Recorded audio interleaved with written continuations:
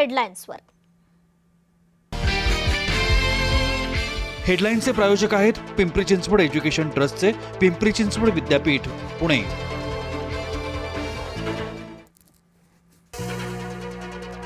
सार्वजनिक परीक्षा दुरुस्ती विधेयक थोड्याच वेळात लोकसभेत मांडणार, पेपर फोडणाऱ्यांवर अधिक कठोर कारवाईची तरतूद।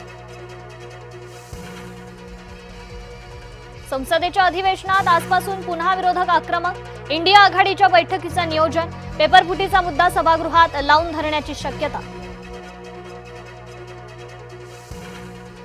स्पर्धा परीक्षांमध्ये सुधारणा करण्यासाठी नंदन निलकणींच्या अध्यक्षतेखाली समिती, पंतप्रधान नरेंद्र मोदींकडून घोषणा। दिल्ली पोलिसांच्या लाठीमाराविरोधात आज सुप्रीम कोर्टात सुनावणी, सरन्यायाधीश सूर्यकांत यांच्या पीठासमोर युक्तिवाद। सोनम वांगचुक यांना आज रुग्णालयातून डिस्चार्ज मिळणार, डिस्चार्ज नंतर वांगचुक राजघाटावर जाणार, महात्मा गांधींना करणार अभिवादन। कॉक्रोच जनता पार्टीनंतर आता E20 जनता पार्टीचा उदय, प्युअर पेट्रोलचा पर्याय देण्याची मागणी, नितीन गडकरी टार्गेटवर। नीट टीईटी नंतर MPSC परीक्षेतही पेपर फुटीचा आरोप, औषध निरीक्षक परीक्षेत पेपर फुटल्याचा दावा, परीक्षेपूर्वी प्रश्नपत्रिका व्हॉट्सअॅपवर फिरल्याचा आरोप। नाशिकमध्ये ट्रक पुलावरून खाली कोसळला, सिन्नरमध्ये MIDC बायपासवरील घटना। कोल्हापुरातल्या गगनबावडा तहसील कार्यालयात आग, महसूल शाखेतील 11 संगणकांसह फर्निचर जळून खाक।